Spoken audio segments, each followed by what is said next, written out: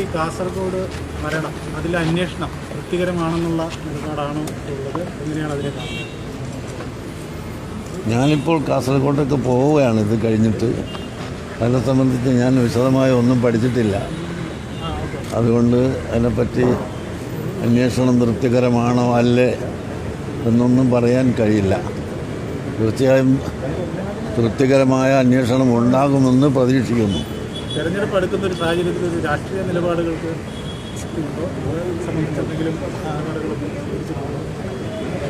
ഇല്ലല്ല, ഞങ്ങൾ രാഷ്ട്രീയ സംഘടനയല്ലല്ലോ. അപ്പോൾ അതുകൊണ്ട് സംബന്ധിച്ച ആ നിലക്കുള്ളൊരു രൂപം നമ്മൾ കണ്ടെത്തിയിട്ടില്ല. കോവിഡ് കാലത്ത് വിവിധ വിഭാഗങ്ങൾക്ക് വേണ്ടിയുള്ള സർക്കാരിൻ്റെ പ്രവർത്തനങ്ങളൊക്കെ നല്ല നിലയിലാണെന്ന് പറയുന്നത്. എങ്ങനെയാണ് കാണുന്നത്? കോവിഡ് കാലത്ത് സർക്കാർ നല്ല നിലയിൽ ചെയ്തിട്ടുണ്ട് എന്ന് എല്ലാവരും പറഞ്ഞതാണ്. കേന്ദ്രം അടക്കം ഇവിടുത്തെ പ്രതിപക്ഷം അടക്കം എല്ലാവരും അത് സ്തുതിച്ചിട്ടുള്ളതാണ്. അപ്പോൾ അതിനെ സംബന്ധിച്ച് നമ്മൾ ഒരഭിപ്രായം പ്രത്യേകം പറയേണ്ടതില്ല. ഈ സുന്നി പ്രവർത്തകരായ ഇടത് പരിപാടികളിൽ നിന്ന് മാറി നിൽക്കണമെന്ന് ലീഗ് ആവശ്യം ഉന്നയിക്കുന്നുണ്ട്. അത് കാണുന്നുണ്ടോ? കമ്മ്യൂണിസ്റ്റ് പരിപാടികളിൽ മതപണ്ഡിതന്മാർ കമ്മ്യൂണിസ്റ്റ് പരിപാടികൾ മാറി നിൽക്കണം എന്നൊരു ആവശ്യത്തെ എങ്ങനെയാണ് കാണുന്നത്? മതപണ്ഡിതന്മാർ എവിടെ മാറി നിൽക്കണ്ടെന്ന് പറയാൻ ഒരു രാഷ്ട്രീയ പാർട്ടിക്കും അധികാരമല്ല. ഉസ്താദ്, ഈ പത്തോളം സുന്നി പ്രവർത്തകരാണ് ഈ SSFൻ്റെ ആൾക്കാരൊക്കെ ഇങ്ങനെ മരിച്ചിട്ടുള്ളത്. അതിൽ പലതും ലീഗിനാൽ കൊല്ലപ്പെട്ടു എന്നുള്ളതാണ്. അപ്പോൾ ഈ മുസ്ലിം ലീഗിൻ്റെ ഈ നിലപാട് അത് ഏത് രീതിയിലാണ് നിങ്ങളുടെ സംഘടന കാണുന്നത്? ഇത് തെളിഞ്ഞതിന് ശേഷം നമുക്കതിനെ സംബന്ധിച്ച് വിശദമായിട്ട് പറയാം. എന്തായാലും മുസ്ലിം ലീഗിനെതിരായ ഒരു നിലപാട് ഈ കാര്യത്തിനെതിരായി എന്നല്ല, ഈ രാഷ്ട്രീയ കൊലപാതക രാഷ്ട്രീയത്തിന് എതിരാണ്. അത് ഈ തെരഞ്ഞെടുപ്പിൽ പ്രതിഫലിക്കുമെന്ന് കരുതുന്നുണ്ടോ?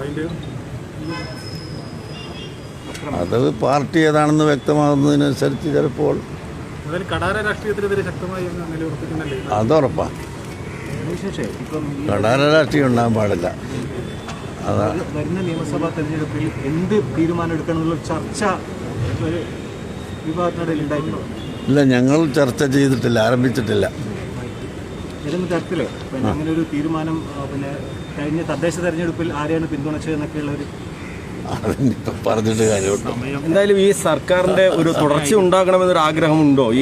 ഈ രീതിയിൽ നല്ല രീതിയിലാണ് സർക്കാർ പോകുന്നത്. സർക്കാർ തുടരണം, ഈ സർക്കാർ അത് ഞാൻ ആദ്യം പറഞ്ഞതിലൊന്നും മനസ്സിലായല്ലോ. ഞങ്ങൾ ഒന്നും തീരുമാനം എടുത്തിട്ടില്ല എന്ന് പറഞ്ഞപ്പോൾ പിന്നെ ആ ചോദ്യത്തിന് രണ്ടാമതൊരു ചോദ്യത്തിന് സ്ഥാനമില്ല.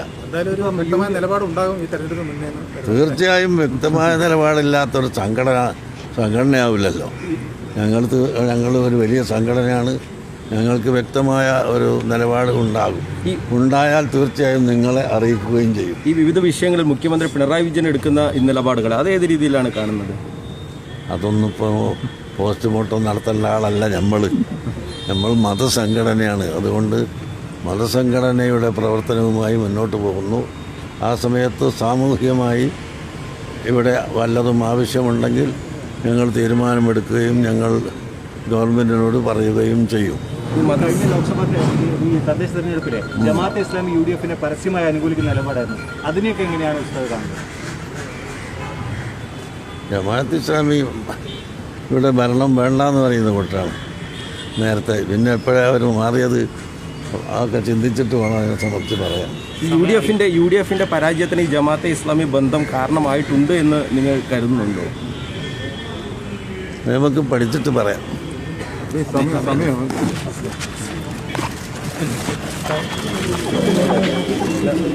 ഇങ്ങോട്ട്